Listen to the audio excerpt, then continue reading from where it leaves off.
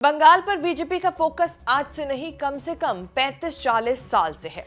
अटल आडवाणी के वक्त में ही बंगाल बीजेपी के लिए संभावना वाला राज्य बना था।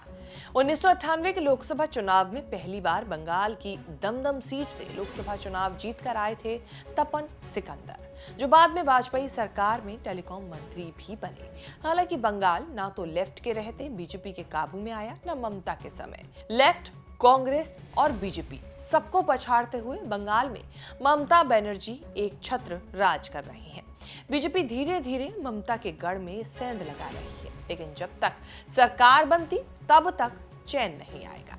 बंगाल को लेकर बीजेपी कितनी सीरियस है, इसको इसी से समझा जा सकता है कि चुनाव स्ट्रैटेजी बनाने वाले अमित शाह और जेपी नड्डा एक साथ बंगाल पहुंचे।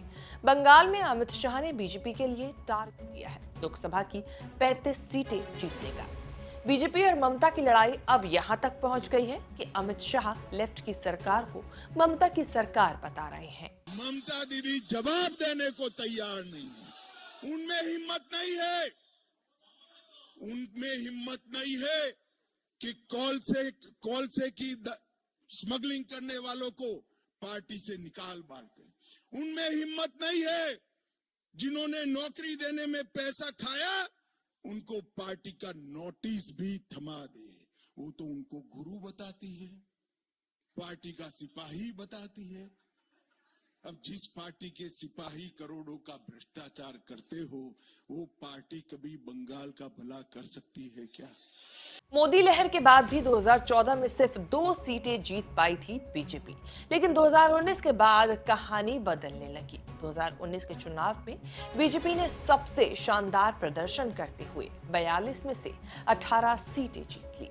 तृणमूल कांग्रेस ने 2014 में जो 34 सीटें जीती थी, वो घटकर 22 रह गई।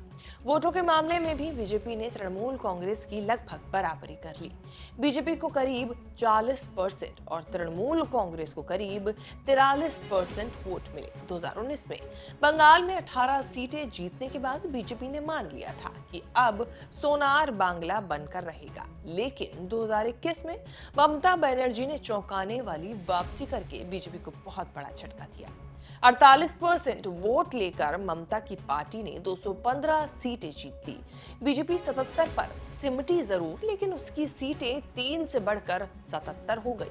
वोट शेयर के मामले में भी तृणमूल कांग्रेस ने बीजेपी को करीब 10% की लीड ले ली। तृणमूल कांग्रेस अभी भी मान रही है कि बीजेपी जीत नहीं पाएगी।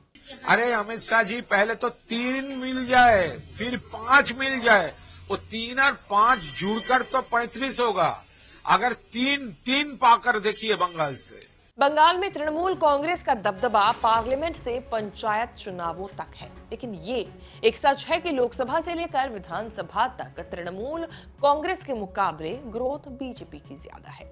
यही वो बात है जो ममता बनर्जी को डराती भी है। यही डर ममता बनर्जी को कांग्रेस के करीब लाया है। बंगाल में कांग्रेस ताकत में नहीं है, लेकिन ममता की मददगार हो सकती है।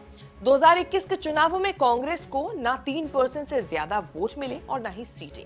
2019 के चुनाव में भी कांग्रेस करीब 6% वोट के साथ सिर्फ 2 सीटें निकाल पाई। ममता को लगता है कि कांग्रेस के साथ रहने से बीजेपी से लड़ना थोड़ा आसान रहेगा। कांग्रेस को ममता को कांग्रेस से फायदा मिलने की उम्मीद है। बंगाल से कांग्रेस को आउट हुए करीब 40 साल हो चुके हैं। अभी भी वापसी की कोई ज्यादा उम्मीद नहीं है। 2024 के लोकसभा चुनाव से पहले राहुल गांधी जिस भारत न्याय यात्रा पर 14 जनवरी से निकलने वाले हैं, वो बंगाल से भी गुजरेगी। इससे कोई करिश्मा हो या नहीं, लेकिन वर्षों से सोया कांग्रेस कैडर जरूर जाग सकता है। बंगाल के ओपिनियन पोल के अनुमान ममता के लिए राहत देते हैं। बीजेपी के लिए संतोष की बात है। एबीपी न्यूज सी वोटर का अनुमान है कि तृणमूल कांग्रेस को 42 में से 23 से 25 सीटें मिल सकती हैं, जबकि बीजेपी को 16 से 18 सीटें मिलने का अनुमान है। मतलब तृणमूल कांग्रेस बीजेपी अपनी अपनी जगह बरकरार रह सकती है। कांग्रेस और लेफ्ट के लिए 2024 में भी शायद ही कोई टर्निंग पॉइंट साबित हो।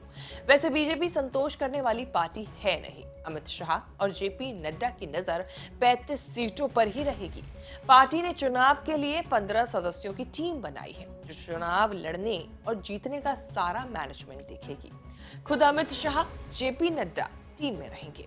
सुनील बंसल, अमित मालवीय, शुभेंदु अधिकारी जैसे लोग कमेटी में शामिल किए गए हैं, लेकिन मोदी सरकार में शामिल बंगाल के 4 मंत्रियों को टीम में नहीं रखा गया।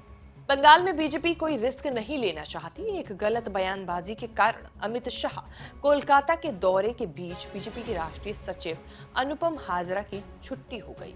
एक गलत बयानबाजी के कारण अमित शाह ने कोलकाता के दौरे के बीच बीजेपी के राष्ट्रीय सचिव अनुपम हाजरा की छुट्टी कर दी। बात में अनुपम हाजरा ने ईडी सीबीआई से बचने की ट्रिक तृणमूल नेताओं को बताई थी कि बीजेपी में शामिल हो जाएंगे तो बच जाएंगे। अनुपम हाजरा 2014 में तृणमूल कांग्रेस के टिकट पर बोलपुर से चुनाव जीतने के बाद बीजेपी में शामिल हुए थे। अनुसूचित जाति का चेहरा थे, इसीलिए बीजेपी उन्हें प्रमोट भी कर रही थी। राष्ट्रीय सचिव और बिहार का सह प्रभारी भी बनाया था, लेकिन एक विवादित बयान ने उनकी राजनीति को चौपट कर दिया है। अब देखना होगा मिशन 35 पर ममता बनर्जी जीतती है या फिर अमित शाह और जेपी नड्डा का बनाया हुआ जो प्लान है वो कारगर साबित होता है। आपके हिसाब से इस बार बंगाल में किसकी सरकार बन सकती है और कितनी सीटें? टेक अगेन, आपके हिसाब से इस बार बंगाल में बीजेपी और तृणमूल कांग्रेस के साथ कांग्रेस को कितनी सीटें मिल सकती है? कमेंट करके जरूर बताएं। बाकी देश और विदेश से जुड़ी तमाम बड़ी खबरों के साथ अपडेट रहने के लिए आप देखते रहें न्यूज़ तक।